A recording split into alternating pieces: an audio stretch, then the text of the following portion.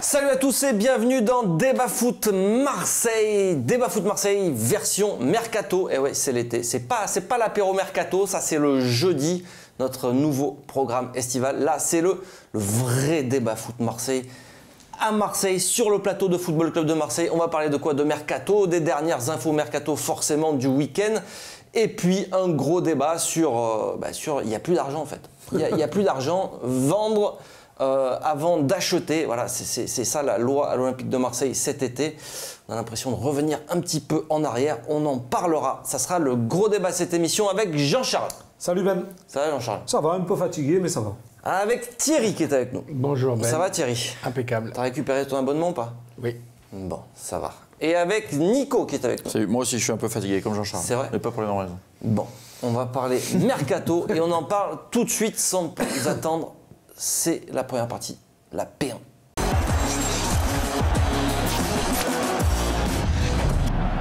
Allez messieurs, on va parler Mercato et on va commencer par les infos du week-end.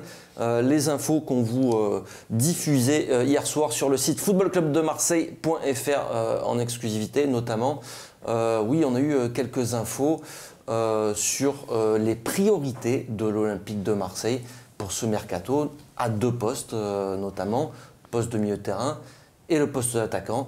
Donc ce qu'on écrivait hier sur le site, c'est que Valentin Rongier est la priorité de l'OM au milieu de terrain et en attaque ce sera qui Nico? Non, c'est Marcus Thuram, mais ça ne sera pas forcément lui. Thuram, ça on verra. C'est la priorité. En tout cas, c'est les priorités de l'Olympique de Marseille. On va commencer par Valentin Rongier, qui est une vieille piste en fait d'Andoni Zubizarreta. Ça fait longtemps qu'on entend parler. Il le voulait déjà la saison dernière.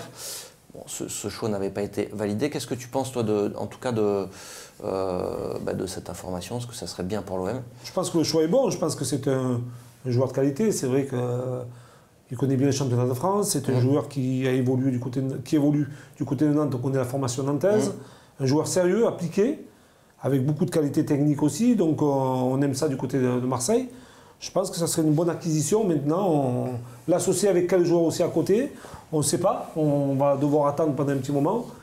Mais je pense que c'est bien d'aller taper dans les clubs français comme ça, des joueurs qui sont reconnus dans le championnat, mais surtout qui s'adapteront très très vite à la nouvelle situation avec Villas-Boas. Alors, Rongier, 24 ans, donc c'est plus un très jeune joueur, ça reste un jeune joueur, mais qui a quand même de l'expérience. J'ai regardé sur les 3 dernières saisons, en fait, il joue à peu près 30-35 matchs. C'est un taulier à Nantes. À Nantes, c'est aussi confirmé. il a cette expérience-là, et c'est un choix de Zubizarreta aussi. Voilà. Qu'est-ce que tu en penses, toi, Thierry? Ça serait un très bon choix, puisqu'en plus, Villas-Boas, il aime bien ce genre de milieu de terrain, la box-to-box. Si Sanson s'en va, ça prendrait sa place. Mais après, comment il réagirait au contexte marseillais, quoi? C'est le problème de tous les joueurs qui arrivent à Marseille. Des bons dans les autres clubs, mais à Marseille, des fois, ils perdent tous leurs moyens, quoi, parce que c'est compliqué, quoi. D'où l'intérêt de prendre quand même un joueur français. Un joueur connaît la Ligue 1. Le championnat français. Ouais, mais alors, j'ai lu beaucoup de commentaires.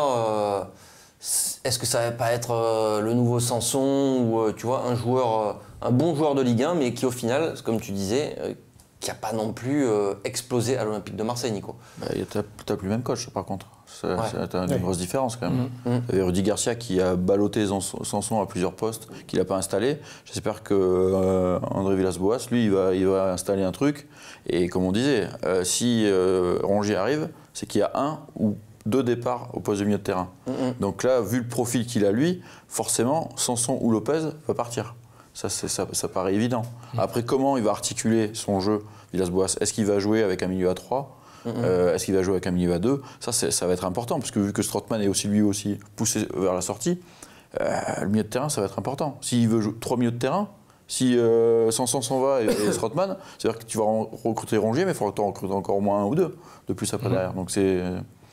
À savoir déjà que c'est un joueur qui est très technique, hein, ça c'est important aussi Ouais. Mais c'est quand même aussi le capitaine, c'est le Oui, capitaine c'est du un Arsenal. taulier. Je veux dire, voilà, en fait, c'est un vrai joueur de club. Mais c'est ça qui était plus intéressant. un numéro 6 aussi Non, il peut jouer vite, il peut jouer plus relayeur, loin. en fait, c'est un joueur qui a beaucoup d'activité dans le milieu de terrain, donc ça, et technique aussi. compatible donc, avec un Gustavo par exemple. Si, complètement, si complètement. tu fais un milieu de terrain Gustavo Complètement, Rongier, c'est parfait. moi, je pense que ça serait un Très bon milieu de terrain. complémentaire, Bon, oui. sur le papier. Après, Il faut voir l'animation que après, il faut voir le coach y l'animation met du en coach, la liberté qu'il va leur donner aussi le coach, le fonctionnement de l'équipe, avec le schéma tactique. Bon, après, je pense que déjà du côté de Nantes, au niveau tactique, c'est déjà pas trop mal. Parce que ça a toujours été une éducation assez rapide là-bas. Maintenant, je pense que c'est un joueur. Ça me rappelle un petit peu les. Bah, j'exagère un petit peu, peut-être plus technique. Alors, c'est tout bête ce que je veux dire. Que Deschamps. Ouais. C'est un joueur de devoir, Roger. C'est un joueur comme René Girard, que j'ai connu, qui est là, qui n'a pas peur d'aller au tampon, qui aime techniquement avoir le ballon, qui aime se projeter vers l'avant. Voilà. C'est un joueur complet. C'est un joueur complet. Et ça, on aime bien à Marseille. met Il faut aussi- qu'il s'impose rapidement. ouais, qui met aussi quelques buts et quelques passes Ouais. aussi. Oui, parce qu'il peut se projeter. C'est pour ça que c'est pas un défensif, c'est pas un 6, c'est vraiment un 8. Et le truc qui est important, c'est que Zubizarreta, comme tu le disais en préambule, il le suit depuis longtemps, donc je pense qu'il il a des fiches, la cellule de recrutement l'a bien observé, et il va pouvoir le vendre bien comme il faut à André Villas-Boas, je pense. Puis il a de belles perfs aussi. Ouais. Donc ça aussi, c'est intéressant aussi à savoir, quoi. Alors la priorité, la seconde, c'est en attaque et c'est Marcus Thuram. C'est vrai qu'on entend ce nom depuis plusieurs semaines. Voilà, nous, On a eu l'année dernière aussi. Fin d'année ouais, dernière. exactement, ça fait longtemps que l'OM le suit. Alors aujourd'hui, s'il y a un attaquant que l'OM veut, ce serait lui. Je ne dis pas que ça va se faire parce que dans le mercato, il y a quand même beaucoup de Paramètres, ouais. de paramètres. Ça serait l'option numéro 1. Il y a Surtout le prix, des paramètres il y a financiers. voilà. Surtout. Le choix du joueur. Et on le répète, sans vente aujourd'hui, l'Olympique de Marseille ne peut pas acheter. Donc, est-ce que ça vous séduit cette piste Marcus Thuram? Qui serait, juste pour terminer là-dessus, il serait pris pour jouer numéro 9 à l'Olympique Absolument. de Marseille. En fait, c'est un peu pour jouer le numéro 9. Parce qu'en fait, on ne peut plus acheter le numéro 9. C'est tellement cher. Non, mais c'est la vérité. C'est tellement cher que Marcus Thuram rentrait peut-être financièrement dans les papiers de l'OM. Donc, pourquoi pas le faire jouer? Je dis bien peut-être. L'OM aimerait bien l'avoir. Après, c'est la difficulté financière qui fera la différence. Ouais. Mais je pense qu'il est capable de jouer aux avant-postes, notamment numéro 9. Il s'adapterait assez vite. Et puis bon, c'est un garçon qui marque des buts. Je veux dire, c'est pas un tout nouveau dans ce championnat. Oui, pas alors, énormément. Pas énormément. penalty, Bah, ouais. même Mais s'il bon. jouait côté gauche plus souvent, Oui. 9 buts et 4 sur penalty. Hein. Eh bien ça, c'est toujours pareil. C'est une question d'animation. On a beaucoup parlé de Germain la saison passée. Quand il a décroché un petit peu, ça jouait mieux, il marquait plus de buts. Ouais. Donc après, c'est une question de. Quand il a décroché, qu'il avait un d'organisation, attaquant de devant lui surtout. décrocher, de chercher la profondeur, de remiser, peut-être un peu de se retrouver. Parce qu'il peut jouer peut-être sur le devant, avec la vitesse, Oui, il a le physique, la technique qu'il a, il a et le le physique, physique, ouais. protection de balle. Il est capable aussi d'aller faire ce jeu-là. Donc moi, je pense que ça serait une bonne acquisition pour l'Olympique de Marseille. Surtout qu'il est suivi lui aussi depuis quasiment plus d'un an. Et lui, il est jeune, il est Voilà. très jeune lui. Il a 21 ans, je crois, c'est ça. Alors 21 ans, Marcus Thuram. Ça te plaît toi, Marcus Thuram? Numéro 9 à l'Olympique de Marseille, exit Balotelli qui ne devrait pas être conservé Bah non, tout de même, c'est terminé. à l'Olympique de Marseille. Mario, c'est fini. Mais après, oui, pourquoi pas, c'est un choix. Il faut tenter des paris sur des jeunes joueurs parce que s'il part dans un club à l'étranger et qu'il explose, c'est terminé. On ne pourra plus jamais l'avoir. Donc il faut les prendre avant. Donc même si c'est entre 15 et 20 millions, je pense que le transfert, ça peut le faire. Et puis au niveau salaire, je pense pas que ça soit si Attention, il y a quand même si son gros père qui est salaire. derrière. Oui, non, mais Son je pense père pas que qui ça travaille soit là. un si Bon, gros après, salaire. c'est pas les salaires. Non, Non, Aujourd'hui, voilà. donc là-dessus, comme tu dis, Thierry, c'est jouable. Ouais. C'est jouable parce que le joueur qui lui joue à Guingamp se retrouve à l'Olympique de Marseille, même si tu joues pas l'Europe, ça reste quand C'est même une progression. Oui, un bien des sûr. clubs phares du championnat Ouais, de carrément. France. Il lui reste plus qu'un an de contrat. Alors Oui, c'est vrai puis qu'on entend. il faisait partie du club qui descend en Ligue 2, quoi. Hein, Ouais, donc, en plus. Ouais. c'est pas non plus Et pourtant, on entend que. beaucoup de bien de lui. Voilà, oui, et que Guingamp serait très gourmand. Ça, c'est le bémol quand même. Il lui reste un an de contrat. Il n'a pas des stats énormes. Tu vas Non. me dire, ils descendent en Ligue Ligue 2. Guingamp, ils vont jouer les enchères. Là, ils savent que Lyon s'y est intéressé. Il y a un club en Allemagne qui serait très intéressé. Donc ils jouent la carte, mais c'est vrai que ça paraît cher, même si on disait en off, regarde Hazard, ils l'ont payé super cher alors qu'il lui restait un contrat.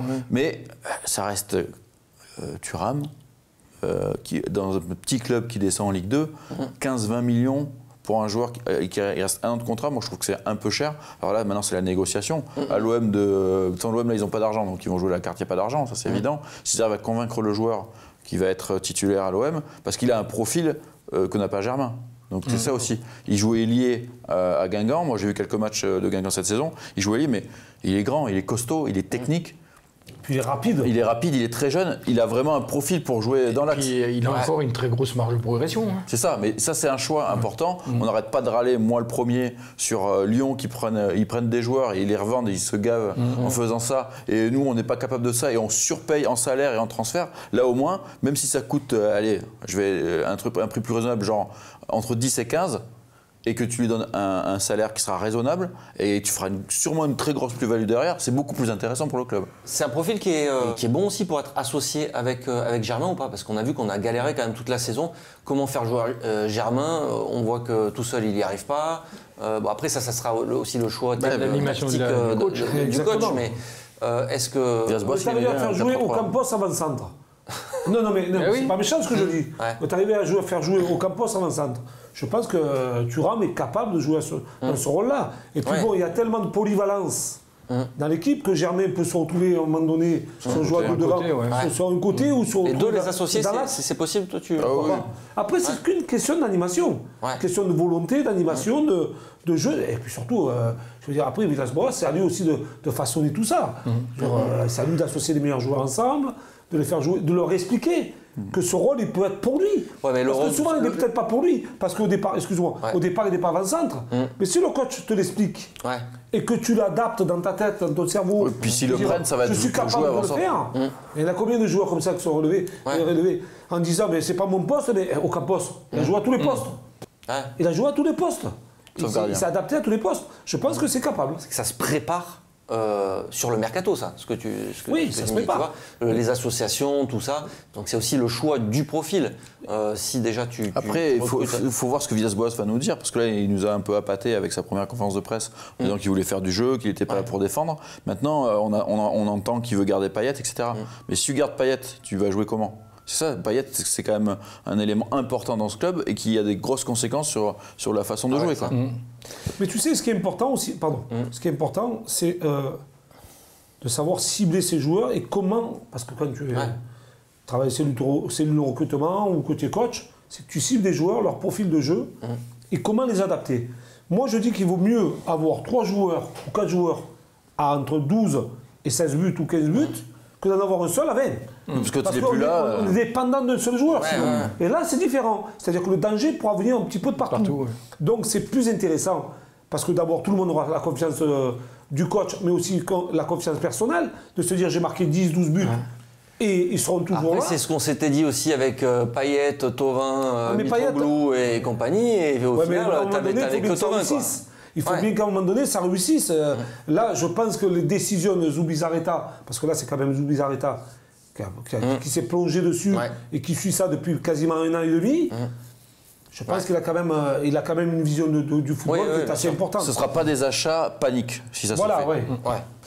Alors, on passe à une information de la Provence ce matin qui explique que l'Olympique de Marseille a également sondé un autre attaquant qui s'appelle Rondon. Rondon. C'est un acteur de cinéma. C'est Rondon. C'est pas très joli comme tu dis. Rondon. Salomon Rondon. Quoi? C'est pas ça? Rondon. 29 ans, c'est un international vénézuélien. Qui a la Copa América. Qui dispute la Copa América, qui était prêté la saison dernière à Newcastle, qui a marqué... par West Brom. Prêté par West Brom à Newcastle, qui a marqué une douzaine de buts, délivré à peu près 7 passes décisives et qui a 29 ans. Il a un gros avantage, c'est qu'il est en fin de contrat, donc il est sans transfert. D'accord. Moi aussi, je suis libre de tout contrat. Ouais, mais toi, tu joues pas en première ligue. Il a un avantage, je pense que c'est Villas-Boas le connaît. Voilà. Et oui. Ça, c'est un gros avantage. Parce qu'il a joué au Zénith. Je pense que si cible un joueur de ce calibre-là, qui n'est pas un immense buteur non plus, qui n'est pas un immense buteur, c'est qu'il connaît peut-être ses qualités, son profil de jeu, qui peut s'adapter aussi à l'Olympique de Marseille. On connaît les joueurs sud-américains, ils aiment la chaleur, ils aiment l'ambiance, tout ça. Il peut tomber dans un contexte, parce que ça aussi, il faut calculer tout ça. C'est un pari. Tomber dans un contexte où ça peut, en plus, un pari à zéro. Il n'y aura que le salaire, donc il y aura la première signature, mais... Alors, par contre, là, on n'est plus du tout sur le même profil de joueur. Non, là, on est sur ça colle pas à ce qui a été défini. Joueur de 29 ans. Qui a déjà pas mal bourlingué. Quand on voit ses stats, il n'y a pas beaucoup de buts c'est ce qu'ils ont dit, parce que même quand on était intéressé par le profil de Silas, là, le joueur du PFC, ils avaient dit qu'il prendrait un attaquant confirmé en plus. Donc, même si on fait Thuram, qui a un profil, pari sur l'avenir... Parce que NJ devrait aussi être liquidé. Donc je pense que même si on fait Marcus, Thuram et puis Rondon, pourquoi pas Rondon, il va s'adapter, pardon. C'est un joueur, comme tu dis, à l'expérience. Donc à un moment donné, il va falloir rentrer dans le championnat aussi, avec des joueurs qui ont une certaine expérience, mais aussi qui n'ont pas la peur de venir jouer au Stade Vélodrome ou de jouer à l'Olympique de Marseille. À un moment donné, il faut ces joueurs-là. Tu ne peux pas prendre que des jeunes. Tu ne peux pas avoir à Marseille que des jeunes. Ça dépend des départs aussi. Pardon ? Ça dépend des départs, parce que tu as oui, ça dépend des départs. Mais bon, après, à zéro... Quel risque. L'Olympique de Marseille suivait déjà ce joueur il y a... Quand il jouait à Malaga. C'est là où il a eu les meilleurs En 2011, on en parlait déjà dans nos rubriques Mercato. C'est vrai. Tu as exhumé un article. C'est vrai. Non, mais tu vas faire croire aux gens en 2011 qu'il a déjà 45 ans, le joueur. Non, il a 29 ans, mais c'est vrai qu'il a pas mal bourlingué. Il a bourlingué en Espagne, en Russie. Il n'a pas très bien réussi en Angleterre. Après, c'est un profil, c'est un joueur costaud, c'est un combattant. Et Tom nous disait que c'était un peu le Giroud du pauvre, quoi. Il n'a pas forcément des stats de dingue, mais c'est quelqu'un qui fait jouer les autres. Donc c'est aussi un profil qui peut être intéressant. Après, au Zénith, il jouait en pivot. Villas-Boas, il s'appuie beaucoup sur un 4-2-3-1 aussi.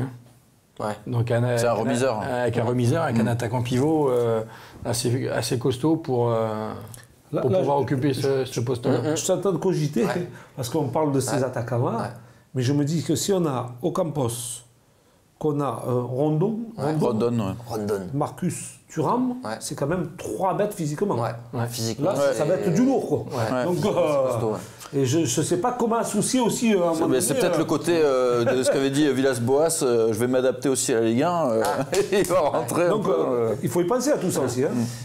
Juste pour terminer là-dessus, on n'est plus du tout dans le truc grand attaquant. Là. Non, mais là, je pense on bascule dans autre chose. Là. Non, mais on fait des coups. Ça, c'est fini. C'est fini, ça. Le grand attaquant, on l'a pas eu. Grand attaquant. Non, mais ça, c'est fini. On a changé de projet, là. On repart sur un projet, il faut liquider les gros salaires, on va miser sur des jeunes, et s'il y a une opportunité, on la prendra. Ben ça, c'est l'opportunité, on va essayer de prendre. Je pense que c'est ça. Allez, et ça nous amène tout droit au gros débat. Il faut vendre avant d'acheter à l'Olympique de Marseille. C'est tout de suite, c'est le gros débat.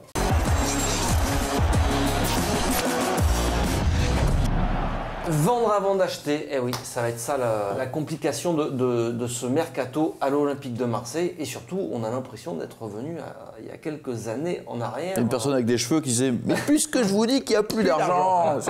Alors là, on ne nous le dit pas. Non. On ne nous le dit pas, officiellement en tout cas. Bon, on sait qu'il n'y a plus d'argent à l'Olympique de Marseille. Il n'y a plus les 200 millions. Dans les caisses, et qu'il y a aussi cette problématique du fair play financier qui empêcherait McCourt de remettre un peu de pépette, un peu d'argent. Pas être naïf non plus. Lui, il n'a peut-être pas forcément envie d'en remettre. Non plus à Lui, on a tellement promis de belles choses. Parce qu'il en a déjà beaucoup mis. Ah ben oui. Il en a mis plus de 300 énormément. millions. Voilà, en tout. Donc voilà. Est-ce que c'est pas aussi la preuve que le projet n'a pas fonctionné, que c'est un échec au niveau de la première partie de ce projet-là? C'est la preuve des erreurs. Il faut savoir aussi les reconnaître. À un moment donné, si on veut avancer, il faut savoir reconnaître les erreurs qu'on a pu faire pendant une saison.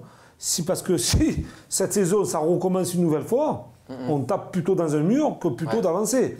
Donc aujourd'hui, je pense que l'intérêt de Zubizarreta, c'est comme il a déclaré, c'est de patienter, il n'y a pas d'argent.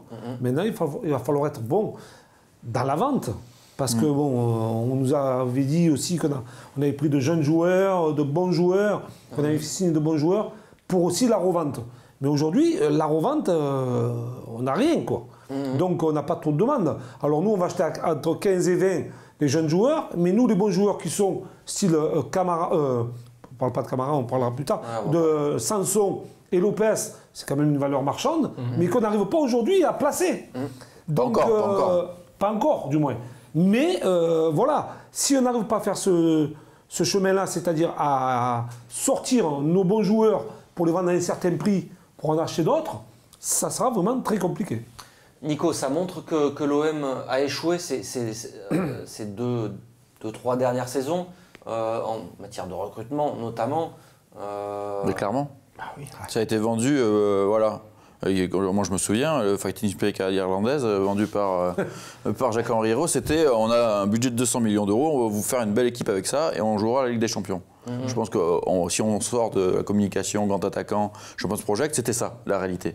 La réalité, c'est que les 200 millions, ils ont été claqués par Rudy Garcia, parce que c'est lui qui a fait ses choix, et qui s'avère quand même plus assez compliqué en termes de masse salariale et de revente, on le voit aujourd'hui. Et en plus, ce Rudy Garcia, il part avec un gros chèque, et il faut virer tout son staff avec. Donc c'est-à-dire que là, financièrement, le choix d'avoir prolongé Rudy Garcia est une catastrophe. Parce que le tournant, il est là. Moi, je ne critique pas le fait d'avoir choisi Rudy Garcia initialement. Je critique le fait de lui avoir donné les pleins pouvoirs et de l'avoir prolongé. Les deux grosses erreurs, elles sont là. Et c'est ça qu'on paye aujourd'hui.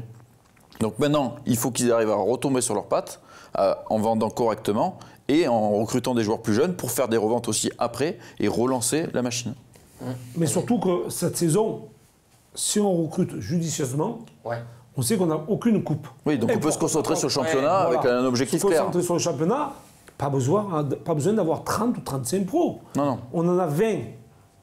Et derrière, on met 400 joueurs du centre de formation qui viennent de signer pro.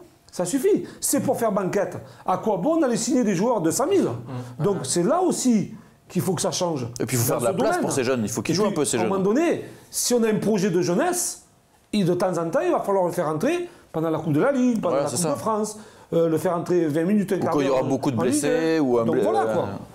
Ce qu'on paye aussi, c'est ces choix peut-être de joueurs expérimentés que Rudy Garcia a voulu prendre sur cette première phase du projet, à qui on a donné des contrats longs, avec des salaires énormes et qui n'ont pas performé en fait. Je pense à Abdenour, Sertic, Strootman, même Dimitri Payet. Balotelli, je crois, à la base. Ouais, Balotelli. Même s'il a marqué des buts, ça a coûté cher. C'est pas un contrat long. C'est un contrat court. Oui, mais heureusement. Tarami sur la deuxième saison, pas sur la première. Aujourd'hui, en plus, Thierry, ces joueurs, comment on fait pour leur trouver une porte de sortie? Parce que c'est ça, en fait. Il n'y en a pas. Non. La seule porte de sortie qui est, c'est le bureau du président, résiliation de contrat, on paye et puis ils s'en vont, c'est tout. Mais aucun club va racheter ces joueurs-là. Seul de tout compte. Le problème, c'est même pas de les acheter. Tu peux vider ton casier. C'est même pas de les vendre. C'est leur donner le même salaire qu'ils ont ici. Exactement. C'est le salaire qui va faire la différence. C'est même pas la revente. Parce que j'ai presque envie de dire que si on cède un joueur, Strootman, on le prête. On est d'accord? Il veut pas. Mais le mec, tu ne pourras pas le vendre Qui déjà. vient acheter une maison?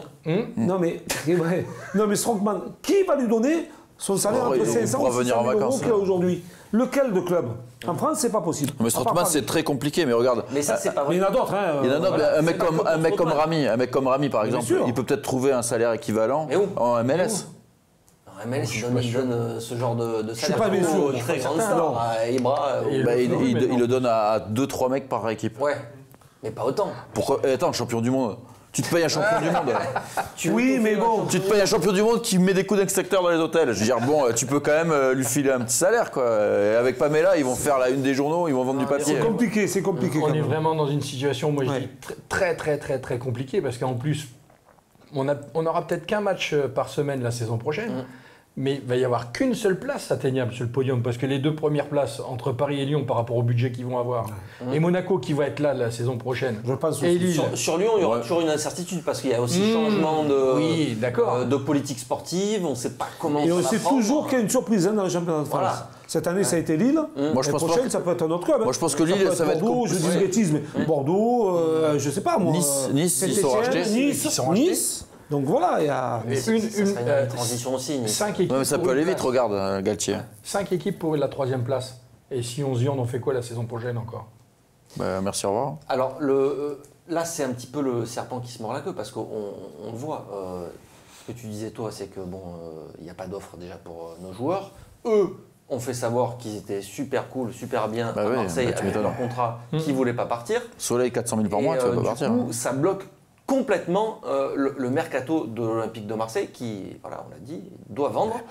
Est-ce qu'on ne risque pas, du coup, de rater et si les autres clubs les priorités qu'on a citées en première partie, les autres clubs ils veulent les vraiment Thuram, nous embêter, les Rongier.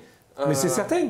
C'est certain, ça. Ça, c'est écrit. C'est-à-dire que si tu ne vends pas aujourd'hui, qu'il n'y a pas de joueurs à gros salaire qui s'en vont, parce que même si tu les prêtes, il va falloir que tu leur donnes la moitié de leur salaire, toi. Ça a été le cas, je pense, de Mitroglou. Cette année, on a prêté Mitroglou. Même si les clubs turcs, ils ont de l'argent quand même. Et l'OM doit donner une participation de son salaire. Donc tu ne peux pas faire ça. Ça voudrait dire que tu prêtes 3-4 joueurs et que tu donnes 150 000 € par joueur. Ça voudrait dire que tous les mois, il te part 400 000. 400 ou 500 000. Bon, après, je ne sais pas la gestion, je ne sais pas les finances. Mais aujourd'hui, ça me semble très compliqué. C'est-à-dire qu'aujourd'hui, tant qu'il n'y aura pas un gros salaire qui s'en ira, on sera bloqué pour récupérer ou Thuram, ou Rongier, ou un autre joueur. C'est vraiment... Déjà, ils en ont perdu un petit peu, parce qu'avec la fin de contrat de Balotelli, Abdenour, Rolando, Hugo-Chan, ça a un peu nettoyé déjà. Ouais, ça, c'est pas suffisant. Mais il en faut encore plus. Après, sur ce que tu disais, Rongier, Thuram, c'est des noms qui sont évoqués à Lyon. Alors maintenant, il y a Juninho, le directeur sportif, qui a peut-être d'autres envies, mais c'est un peu quand même dans Lyon, ils ont toujours fait ça. Prendre les meilleurs joueurs de Ligue 1 qui commencent un petit peu à exploser, pour eux les faire exploser. On l'a vu là, même avec un joueur de Ligue 2, Mendy, qu'ils ont vendu un braquage au Real. Ils le font ça. Donc je pense que Aulas, même s'il a pris un peu de recul, il va quand même dire à Juninho, oui, mais alors si en plus on peut le prendre à l'OM, prends Marcus Thuram. Nous on fera le bénéfice derrière. Nico, il y a un problème aussi, c'est que c'est bien beau que le président lyonnais voudrait avoir tous ces joueurs-là. Mais est-ce qu'après, ça ne va pas faire un bouchon du côté de Lyon? C'est-à-dire en prendre un, en prendre deux, en prendre trois, en prendre quatre. Est-ce que c'est pas mieux peut-être de venir à l'Olympique de Marseille et d'être sûr d'être titulaire? Et ça, il faut que le discours soit clair. À Lyon. Et pardon. Ça dépend du discours que va avoir Zubizarreta et André Villas-Boas. Il faut que ça soit clair. Si on le dit, voilà, nous, c'est un nouveau projet qui démarre. On va prendre beaucoup de jeunes, on va faire de la place. Et toi, si tu viens, tu seras titulaire. En tout cas, tu viendras pour être titulaire, à toi d'être performant pour le rester, mais tu viens avec ce statut-là. Mais ça, il faut qu'il soit convaincant pour ça. Il faut qu'il le soit. Est-ce que ça n'a pas forcément été fait par le passé? Et Lyon, comme tu dis, Lyon, ils savent aussi très bien vendre pour faire de la place et prendre des jeunes. Mais c'est quand même étonnant de voir un entraîneur comme Villas-Boas aussi débarquer dans ce contexte-là, qui est quand même compliqué. Il sait qu'il va... En gros, il sait pas trop... Non, mais il était prévenu quand même. Ils lui ont dit. D'accord, mais il y a une grosse incertitude sur l'effectif de Marseille. On ne sait pas qui va partir, on ne sait pas du coup qui va arriver. Ça risque de se dessiner très tard dans le mercato. Non, mais je pense que quand même, ils ont dû sonder déjà un peu l'effectif. Ils ont déjà une idée, sauf offre surprise, des joueurs potentiellement partants. C'est ce qu'ils lui ont dit. Villas-Boas lui a dit voilà, dans ton effectif, ceux-là, ils peuvent partir. Ils peuvent partir, mais ils ne veulent pas partir. Je pense aussi que Rami ne partira pas. Il y a peu de chance. Non, je pense Payet pas. ne partira pas. Mandanda ne partira pas. Mandanda ne partira pas. Tout ça, c'est des gros salaires qui. Mais je pense que Strootman, si tu ne trouves pas un bon club en Angleterre ou en Italie, il ne partira pas non plus. C'est certain. Non, mais en plus, je pense que quand il y a eu la discussion et les échanges avec Villas-Boas, c'est que lui, dans sa tête aussi, il a dû se dire que peut-être qu'avec cet effectif-là, il était peut-être capable de jouer la troisième place. Parce que, attention, il est beau l'effectif. C'est pas non plus un effectif catastrophique. Il est beau, on n'a pas joué parce que le système a fait que ça s'est mal passé, que les joueurs ne s'entendaient pas avec le coach ou quoi que ce soit. Le relationnel. Mais peut-être que lui, il a une autre vision. C'est-à-dire que lui, il se dit avec cet effectif-là, même s'il y a 1 ou 2, 3 départs que je vais compenser, Il peut s'attendre. Oui, parce qu'il sait que derrière, il aura quand même 2-3 jeunes qui vont arriver à apporter un peu du 109. Je pense. Hein. Non, mais ça, on l'avait dit la dernière fois. Moi, je le répète inlassablement. Souvenez-vous de Marcelo Bielsa, quand il récupère l'effectif. Cet effectif-là, aujourd'hui, tout le monde dit il avait un bel effectif. Non. L'effectif, il n'était pas bon. Tout le monde crachait sur Gignac, sur Thauvin et compagnie. Et avec un coach avec une vision différente, il a réussi à relancer tous ses joueurs. Donc, c'est ce qu'on espère de Villas-Boas. Villas-Boas, c'est pas Bielsa. Mais c'est un coach avec des idées qui, lui aussi, avait besoin de se relancer. Et c'est aussi peut-être pour ça qu'il a accepté un projet un peu low cost. À l'émission, on arrête ce débat sur Provence Azur TV, VAR Azur TV. On le poursuit sur footballclubdemarseille.fr, sur la chaîne YouTube de footballclubdemarseille.fr. Et c'est tout de suite.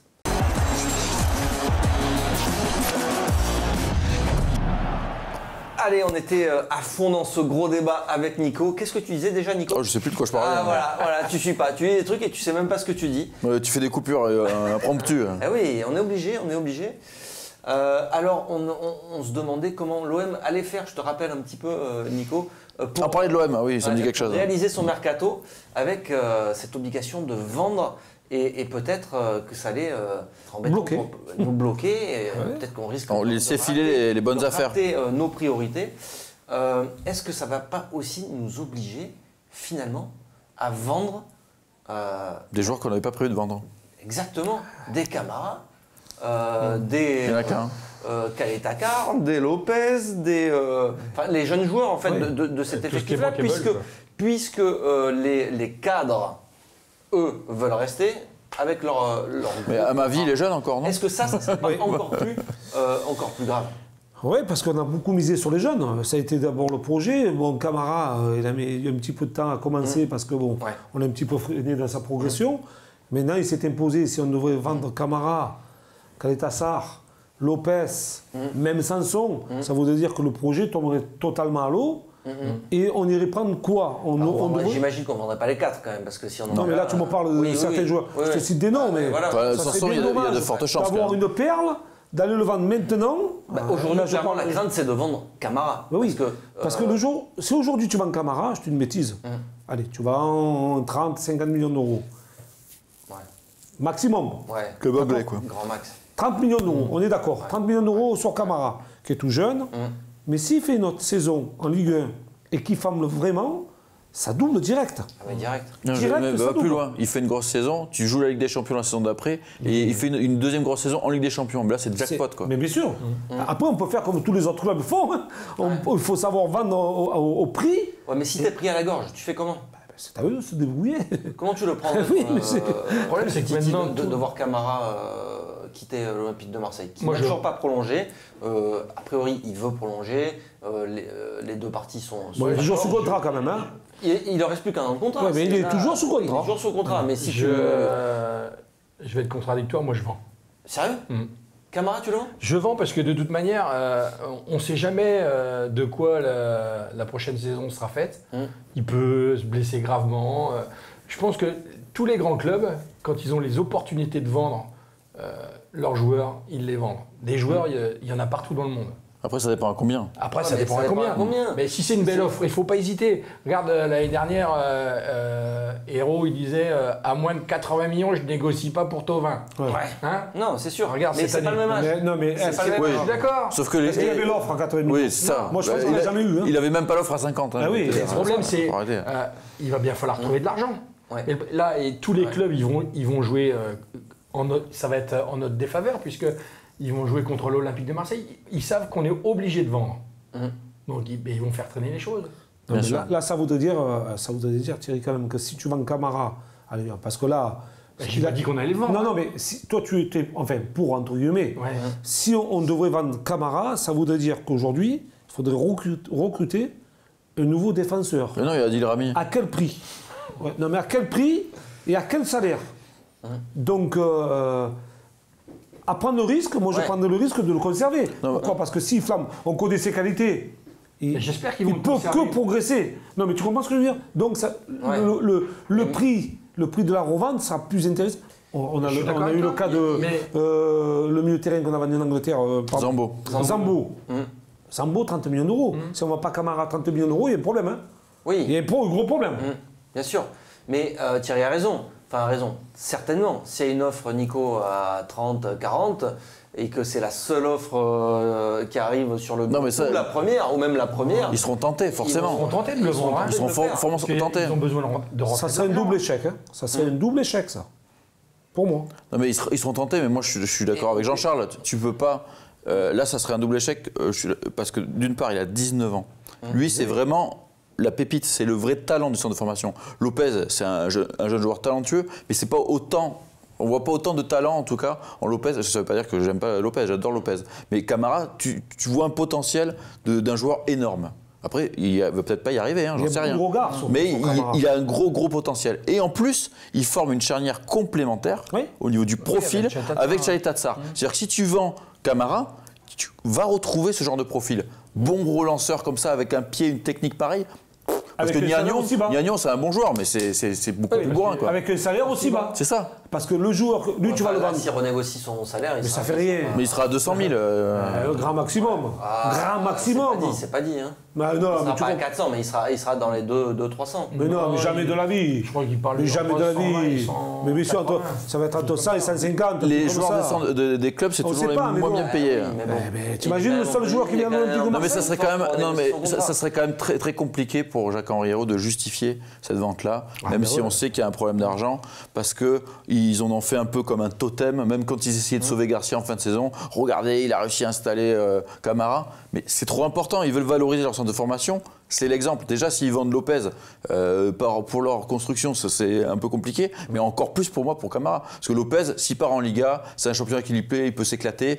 Tu prends Rongier derrière, tu as un joueur technique, ça peut passer. Camara, si tu le vends, tu vas le remplacer par qui ? C'est problématique, Jean-Charles, de débuter peut-être la préparation, de faire toute la préparation comme ça, avec autant d'incertitudes au final sur le mercato. Si tu ne peux pas recruter, tu vas commencer avec des joueurs, tu ne sais pas s'ils vont partir, tu ne sais pas qui va débarquer. Ça peut aussi compliquer le début de championnat de l'Olympique de Marseille. Ça le complique obligatoirement, parce que si on a parlé d'ambition et qu'on veut vendre et qu'on ne vend pas, ça le complique. Après, comme je dis, on n'est pas dans la tête de Villas-Boas, parce que lui, peut-être dans son esprit aussi, il est capable de manipuler cette équipe-là d'une autre façon et de la faire jouer d'une autre façon. Alors voilà, c'est assez compliqué mais pour dans les deux sens. Aussi à motiver les joueurs. Mais la complication va se poser quand financièrement, il va falloir donner encore ses salaires. Ouais. Et que ceux qui ne vont pas jouer encore une nouvelle fois, ça peut donner une nouvelle polémique dans le vestiaire. Il y a tout qui va jouer cette saison. Parce que cette saison, obligatoirement, il va falloir des résultats. Faire un loft. On ne peut plus passer à côté de la 3e place. Ah non, là, ou au maximum de la 4e. Ouais. Ça dépendra de l'ambition. Même la 4e, ça serait une déception. Mais la 3e place, enfin, moi je pense que ça serait un gros échec là. Et là, alors là, ça serait la cata. Hein. Même Villas-Boas l'a dit, hein, objectif, se qualifier pour Ligue des Champions. Mais commencer, comme tu dis, un stage de préparation, partir avec une équipe, faire des matchs. Après, l'effectif, il est solide encore. Même effectif, il est solide. Mais tu dis, on va prendre tel et tel joueur, on va vendre tel et tel joueur, et que ça avance pas, et que ça rentre pas non plus. Là, ça complique vraiment les choses. Il faut que ça bouge avant la reprise. Au niveau des supporters, si ça ne fonctionne pas au niveau des 2-3 premiers matchs, ça va partir en... Après, Jean-Charles, on est que le 17 juin.